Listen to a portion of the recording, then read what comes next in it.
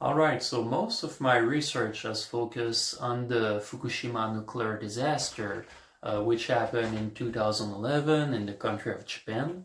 This was a big civilian nuclear disaster that released radioactive pollutants and that forced evacuations of thousands and thousands of citizens. And the book that I'll be presenting is basically a critique of the politics of post-disaster recovery. So I'm not criticizing recovery per se after a disaster, but rather the very specific direction that this recovery has took. So I look, for instance, around who or what is included in this recovery, who or what is excluded. I look at the different cultural factors, the different politics, the different values that have influenced the concepts of recovery and also the understanding of risk after this disaster.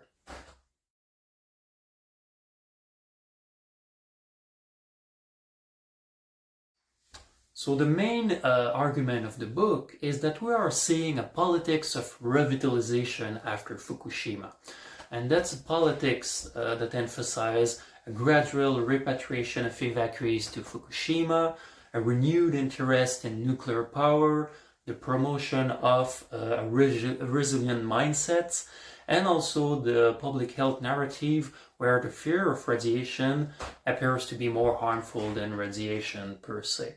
And I've looked at how this narrative, how this politics of revitalization ultimately gain ground through a concept that I call radioactive governance.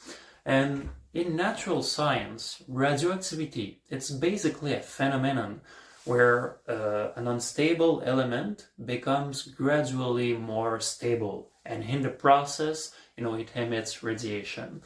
And similarly, my anthropological interest in studying Fukushima is to understand how did we pass from an initial situation of crisis where there was a lot of uncertainty surrounding the disaster to gradually a story of revitalization, a story of recovery, to a story that's become more stable. And in the process, I look also at what is being, excluded from this story, very much like the radiation rays that are emitted in the natural process of radioactivity.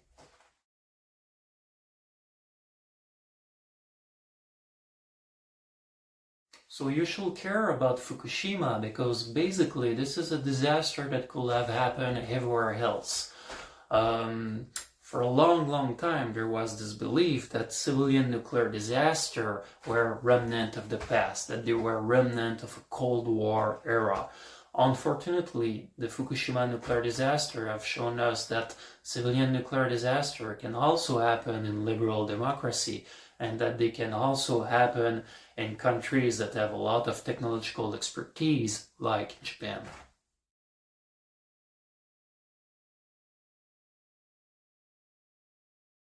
One of the things that people get wrong about the disaster is the belief that it is over. We are on the cusp of the 15 years anniversary, and it could be, easy to disregard the fact that this is, on the contrary, a disaster that is still happening.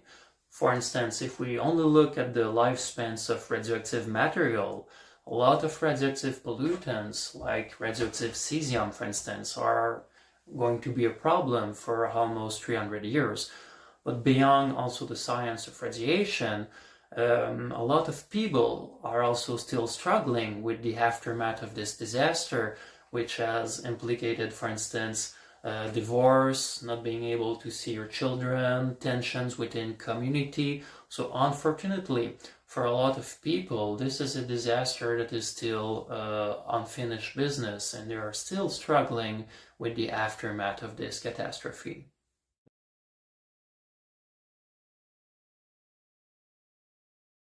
Of course, you have a lot of different scientific institutions that provides a guideline to understand what levels of radiation are safe or dangerous.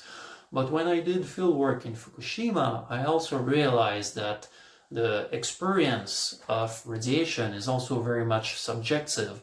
It can be deeply influenced by a lot of different factors, such as age, political affiliation, or the occupation that you have. So, for instance, when I did field work with rice farmers, a lot of these farmers were elderly men. And sometimes, these people were telling me that they didn't care about radiation risk.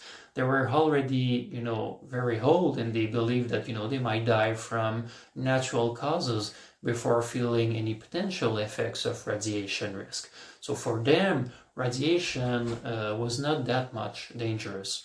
But on the contrary, when I spoke with young mothers, when I spoke with people that had young children, their experience of radiation risk was, of course, drastically different, because they didn't only think about themselves, but they also think about risk through the prism of their children.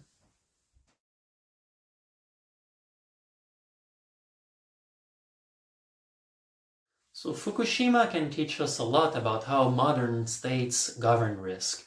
It's especially interesting if we put it in comparison with the other nuclear disaster that was on the same scale as Fukushima, that is Chernobyl.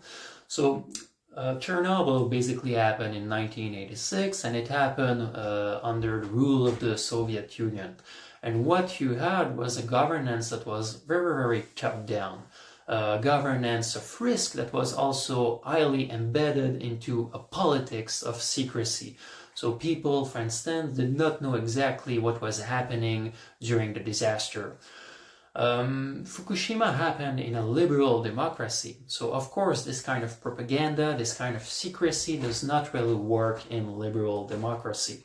So what we are seeing instead is a very different way of managing risk. A way of managing risk that is not only top-down, but also very much grassroots. So we are seeing lots of managements of risk, often by the population themselves. So the population being aware of the risk, some extents of the risk, and also participating in the governance. What we are also seeing is the rise of non-governmental organization who plays a lot in the governance of risk. So beyond states, beyond civil societies, we are also seeing international regimes of expertise that provide a lot of guideline in trying to govern risk.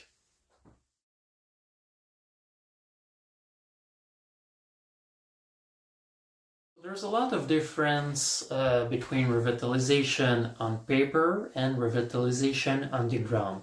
For instance, if you look on paper, a thing that was really important in the politics of revitalization was decontamination. So being able to decontaminate Fukushima in order to enable people to go back to their beloved land. Often when you look at governmental papers on decontamination, it sounds, highly technical. It sounds very, very great. But when you are on the ground, the picture is very different. So in fact, radioactive decontamination, it might sound highly technical, but it's often a synonym of displacing radioactive waste elsewhere. So in this case, what decontamination often meant in Fukushima was, simply taking radioactive soil, putting it into big plastic bags, and putting these plastic bags elsewhere. Unfortunately, these plastic bags have also created a lot of tensions within the community that have came back to Fukushima. So people, for instance, seeing these bags, every day and, feeling very bad about it. Mothers that do not want to raise children in this context because they don't feel that it's a proper place to necessarily raise children. So revitalization on the ground and on paper are often two drastically different things.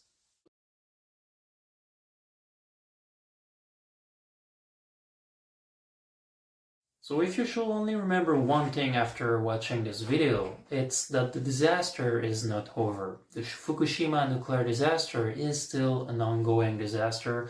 It is still an ongoing struggle for a lot of the people that have decided to come back to Fukushima, but also for those that have either evacuated by themselves or were forced to evacuate. And in that regard, what we mean by risk, what we mean by recovery can be very different things for different people.